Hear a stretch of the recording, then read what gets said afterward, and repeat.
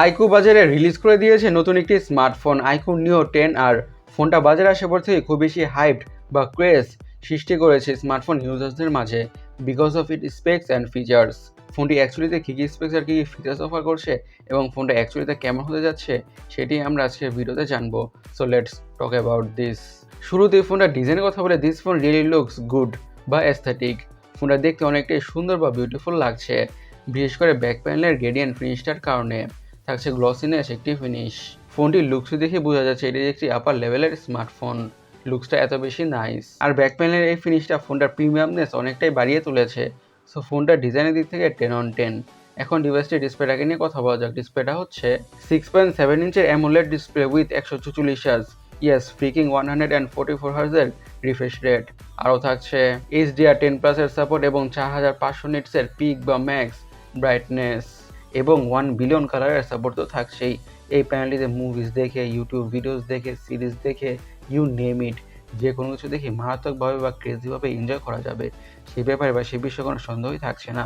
আর 144 হার্জের higher refresher থাকার কারণে scrolling করে, ব্রাউজিং করে, গেমিং করে অনেক বেশি স্মুথনেসের ফিল তো পাওয়া যাবেই। সো ইয়া, ফোনের ডিসপ্লে ওয়াচিং এক্সপিরিয়েন্স এবং ইউজিং এক্সপিরিয়েন্স হয়ে যাচ্ছে ক্রেজি। ফোনটির হার্ড বা চিপসের কথা বলে ইউজ করা হয়েছে স্ন্যাপড্রাগন 8s Gen 3। এটি একটি 4 ন্যানোমিটার বেসড অক্টাকো প্রসেসর আর এটি বাজেটের মধ্যে একটি tried and tested good performing processor, not just good, one of the best লেভেলের প্রসেসর। হাই লেভেলের গেমসগুলোকে ম্যাক্স ডট সেটিংসে অনেকটা ভালোভাবে খেলা যাবে অথবা রান করা যাবে কোনো ধরনের ইস্যুস ছাড়াই, এবং day to day regular task, switching between apps, social media using, multitasking, এমন যত ধরনের টুকটাক বা রেগুলার কাজ আছে ফোনটা খুব ইজির সাথে বা স্মুথলি হ্যান্ডেল করে ফেলবে কোনো ধরনের ইস্যুস ছাড়াই। সো ফোনের পারফরমেন্স নিয়ে বেশি কথা ভাবতে হবে না। ফোনটির র্যাম এবং স্টোরেজ ভেরিয়েন্টস কথা বলে 3টি ভেরিয়েন্টে পাওয়া যাবে। 8GB RAM, 128GB storage, 8GB RAM 256GB storage, 12GB RAM 256GB storage. আর SDR মাধ্যমে স্টোরেজকে বাড়ানোর সুবিধা থাকছে না অবভিয়াসলি।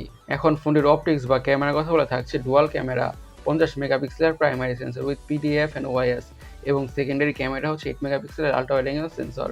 আর ফ্রন্টে থাকছে 32 মেগাপিক্সেলের সেলফি ক্যামেরা। একটি আপার মিড রেঞ্জের স্মার্টফোন থেকে যেমন ধরনের আমরা পিকচার্স আর ভিডিও কোয়ালিটি এক্সপেক্ট বা আশা করি ফোনটার মধ্যে এক্স্যাক্টলি এমন ধরনের পিকচার্স আর ভিডিও কোয়ালিটি প্রোভাইড করে দিবে, ইফ নট বেটার। তার কারণ হচ্ছে ফোনেতে ক্যামেরার অ্যাপারচার হিসেবে ইউজ করা হয়েছে f1.8, যার কারণে লো লাইটে অনেকটা ভালো কোয়ালিটির পিকচার্স আর ভিডিওসই পাওয়া যাবে, সেটা আমরা অ্যাশোয়ারই হচ্ছি। আর 32 মেগাপিক্সেলের ফ্রন্ট ক্যামেরা দিয়েও অনেকটা ভালো কোয়ালিটির ভিডিওস আর পিকচার্স পাওয়া যাবে, ব্লগার্সদের জন্য ভালোই হবে। ফোনটি তাও থাকছে ডুয়াল স্টোরেজ স্পিকার্স, সিকিউরিটি হিসেবে ইউজ করা হয়েছে আন্ডারডিস্ক অপটিক্যাল ফিঙ্গারপ্রিন্ট সেন্সর। এখন ফোনটির ব্যাটারি নিয়ে কথা বলা যাক। পুরো ফোনটাকে পাওয়ার করছে 6400 mAh হিউজ বা জায়ান্ট ব্যাটারি। এই 6400 mAh ব্যাটারি থেকে ফোনটাকে মিডিয়ামভাবে ইউজ করলে খুব ইজিলি 2 থেকে আড়াই দিনের ব্যাটারি ব্যাকআপ তো পাওয়া যাবেই। এবং চার্জার হিসেবে ইউজ করা হয়েছে 18 ওয়াটের ফাস্ট, 18 না 80 ওয়াটের ফাস্ট চার্জিংয়ের সাপোর্ট।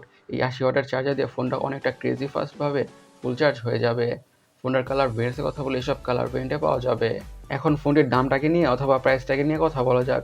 ফোনটির দাম রাখা হয়েছে 290 ইউরো, যেটিকে বাংলাদেশে কনভার্ট করলে অলমোস্ট 30,400 টাকার আশেপাশে হয়। এই প্রাইস অনুযায়ী বা এই দামে ফোনটা কিন্তু খুবই একটা ক্রেজি ডিল। এখন দেখা যাক ফোনটি বাংলাদেশের বাজারে আসলে কেমন প্রাইস হয়, সেটাই হবে real thing, right? So guys, আমাদের আজকের ভিডিওটা এই পর্যন্তই। আমি সৈকত, সাইনিং আউট।